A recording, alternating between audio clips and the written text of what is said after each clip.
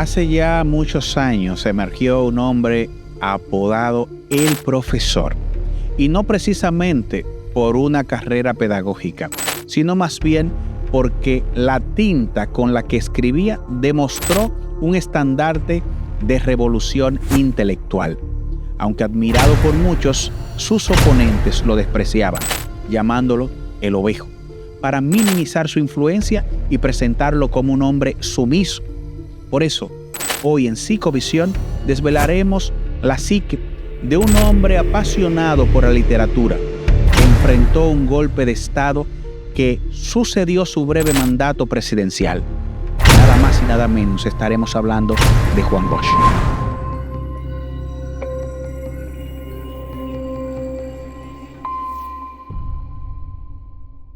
Señores, Juan Bosch, personaje notorio de la política y controversial. ¿Qué dicen ustedes? Mira, Noé y demás. Aquí hay que analizar dos aspectos en la vida del profesor Juan Bosch. Su vida como escritor y también su liderazgo en el ambiente político.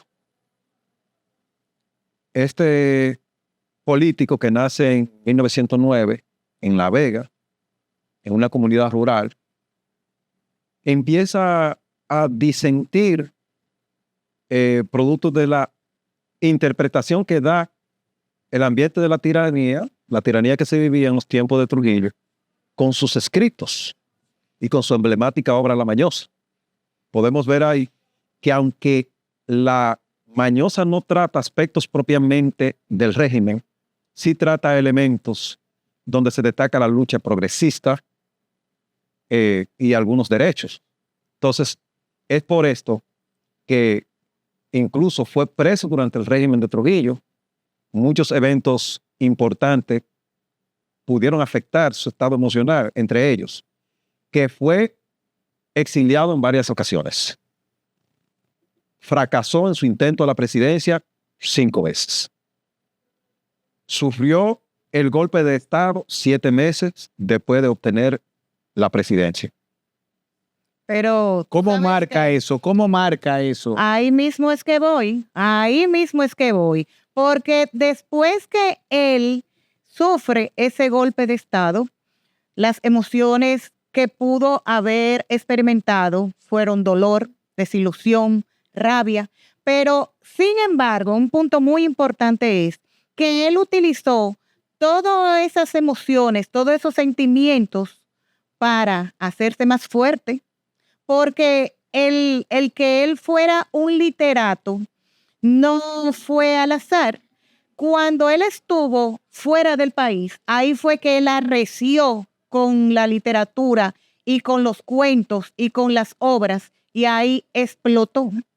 Sí, mire, Históricamente hemos tenido casos parecidos. Por ejemplo, las epístolas del apóstol Pablo, que fueron unas 27, la mayoría de ellos se llevaron a cabo privados de libertad. Sí. Es decir, parece que esa soledad, esa lejanía, le activó la creatividad. La mayor parte de las 95 tesis de la iglesia, el protestantismo, se escribieron no propiamente en cárcel, sino en un castillo donde estuvo refugiado en calidad de, no de preso, sino de refugiado, porque lo estaban buscando para matarlo. Así mismo es. Ahora, hay que tener la característica. Que durante el exilio escribió Los Miserables. Y hay que tener el potencial intelectual para esos fines, porque aquí hay gente que tú lo aíslas y lo dejas pensar y lo que resulta no es mucha cosa. Sí. Pero señores, miren, hablar del profesor Juan Bosch y ubicarnos en ese perfil psicológico, hay que destacar varias cosas. Primero, que el profesor Juan Bosch fue autodidacta. Hay que tener mucha disciplina para usted ser autodidacta, porque todavía hasta ahora que está de moda la tecnología, hacer un curso virtual, usted tiene que tener disciplina porque usted es su profesor y su tutor prácticamente. Entonces estamos hablando de una persona que tiene una capacidad de disciplinarse enorme, pero también una persona con una capacidad a nivel de inteligencia también tremenda. Estamos hablando de un tipo que está cerca de la genialidad. Sin embargo, hay que destacar que esos mismos elementos que él tiene, que lo llevan a la genialidad, lo hacen psicorrígido. Una persona tan psicorrígida que si vamos a analizar ¿por qué el profesor Juan Bosch fue derrocado en aquella ocasión? ¿Por qué el golpe de Estado? Es porque él quiso, con todas las buenas intenciones del mundo, porque quería cambiar al país. Sin embargo, él quiso hacerlo de una manera muy drástica. Quiso hacer cambios tan profundos, de una manera tan rápida, que la ciudadanía se resintió.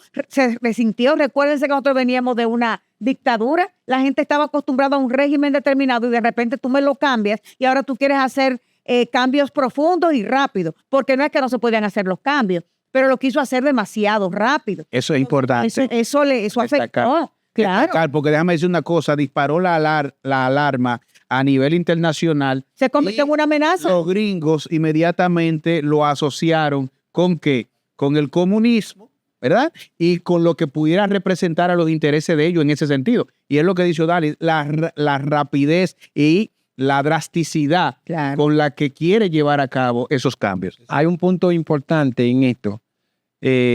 Juan Bosch, un político exiliado, tuvo mucho aprendizaje en América Latina, incluso viviendo la experiencia cubana. Todos esos elementos dieron al traste que cuando él llegó aquí en el 62, él entendió qué sociedad tenía. Cuando en las elecciones del 62, el 65% de la población era rural. Eso lo induce a él a concebir la reforma agraria como uno de los puntos más fuertes. Entonces, todos esos elementos ligados a una sociedad como la nuestra, en una etapa de desarrollo demasiado marginal, él tenía la convicción de que podía cambiar, de que podía llevar a cabo otra esfera ya conocida de la que él había visto por diferentes países, sobre todo Costa Rica, que era el paradigma de América en ese momento. Y todos esos elementos incidían positivamente en el hecho de cómo él iba a llevar a cabo ese gobierno que lamentablemente terminó hace tiempo. Contéstemelo cuando ustedes quieran, pero ¿qué pudo incidir en Juan Bosch para que se le reconociera como una persona sumamente tacaña, señores? No, está bien, sí, que era cobaustero, que era recogido, que era amarrado. Bueno, pues esa parte se la dejo a mis compañeros porque él, hasta donde yo tengo entendido, yo no tuve la suerte de conocerlo, pero hasta donde yo tengo entendido ese dato lo desconocía. Lo que sí yo sé y puedo decirte es, Hanoi, que él era un apasionado de la justicia. Incluso sus obras literarias siempre estaban dirigidas hacia ese deseo de que hubiera justicia, de que hubiera esta parte de donde todo el mundo pudiera tener lo que necesitaba. Entonces, él expresó todas esas emociones en sus obras literarias y siempre iban dirigidos ahí, a hacer esa reflexión acerca de lo social encaminado a la justicia. En cuanto a lo que una persona la tacañería, perdón, en cuanto Vamos a ver, la porque tacañería, no conozco a fondo la familia, pero tú sabes que hay un elemento que incide. Si tú vienes de una familia con muchas necesidades, muchas carencias, donde siempre te dicen, espérate, no te comas esto, hay que guardar, probablemente por ahí desarrollo, pero también recuerda que él fue exiliado varias veces. Probablemente en esa forma de exilio se vio en necesidades económicas muy fuertes y tuvo que aprender a manejar lo poco que tenía en un momento determinado. Entonces, probablemente por ahí viene la cosa de que haya tenido que aprender a lidiar. Y otra vez, te voy a decir una cosa y lo voy a decir en defensa de los que somos austeros. No es tacañería. No es tacañería, señores. Porque tacañería es que usted deje de comer por no gastar el dinero. Pero una cosa es ser tacaño y otra cosa es ser ahorrativo. Hay gente que le entran 10 pesos y gastan 20. Entonces, es bueno que usted, si le entran 10, usted gaste 5, guarde 3. Ese tema es importante y hay que traerlo al presente porque dicen que el presidente actual es medio recogido. Mira, pero eso lo vamos a ver después. Importante. Y es la hipersensibilidad emocional que tenía Juan Bosch y lo vemos en las obras porque siempre son con carácter de denuncia. Y social. Y social. Sí. Es decir, entonces, ¿qué pasó con Bosch cuando trajo la reforma para el PRD? Que no se la aceptaron porque era demasiado amplia para el contexto social en el que nos desenvolvíamos. Es decir, estábamos en un ambiente de que hoy se montaba uno en el gobierno, mañana otro, y era a base de, digamos que, de plomazo, de bala, ¿tú ves? Para Muy inestable, mantener muy el inestable. poder. Era un ambiente de inestabilidad política y social en República Dominicana. Es decir, traer una reforma, este pensamiento desde el exilio para modificar al PRD no fue fácil. Y esto probablemente vos tenga cierta intolerancia a la discrepancia. Y es por eso que esto lo lleva a renunciar del PRD. Ahora, está en esa renuncia y en otras acciones posteriores implicada la idea de cobardía como rasgos de personalidad, una persona temerosa. Eso estamos hablando desde el punto de vista del acontecimiento del golpe de Estado, del exilio, la temática con Camaño. Si pudiéramos destacar eso o qué variables incidieron ahí. Yo diría golpe de que Estado. más que cobardía, muchas veces hay que ser sensato, y las personas pueden tacharte como cobarde, pero cuando la cosa no es el momento oportuno para realizarla, hay que tener el valor y la gallardía para retirarse.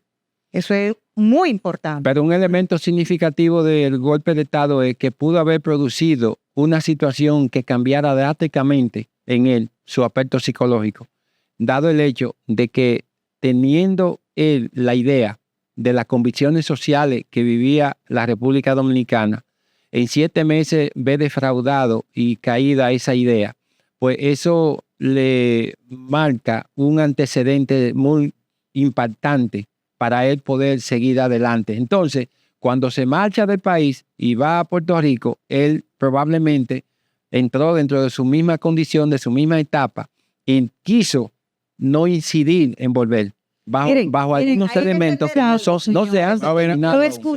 Lo escuché en un fragmento de uno de sus discursos, que él decía que en 7 meses no se había derramado una gota de sangre. Recuerden, repito de nuevo, veníamos de un sistema donde había mucha violencia, donde mataban mucha gente, y el profesor Juan Bosch, obviamente, tenía unos principios, como decía Gina, justicieros, pero no violentos. O sea, no era una persona que estaba inclinada a buscar la paz a través de la violencia, sino a través de principios de respeto a las otras personas. Entonces, por ahí, en vez de cobardía, pudiéramos decir que es una persona que no quería caer en las mismas cosas que ya habían caído los que le precedían. ¿Pudiera esto relacionarse que una persona presidente de 2 grandes partidos, PRD, luego PLD, incidiera él en José Francisco Peña Gómez para que luego Peña Gómez tomara la misma decisión, que en vez de irse en acción violenta, exponer a la gente a que le masacraran en la calle, decidió prudentemente desistir y negociar? Eso lo dejamos como tarea y le pedimos a quienes están siguiéndonos que nos hagan sus comentarios y nos digan cosas que ellos piensan de este gran personaje de la política.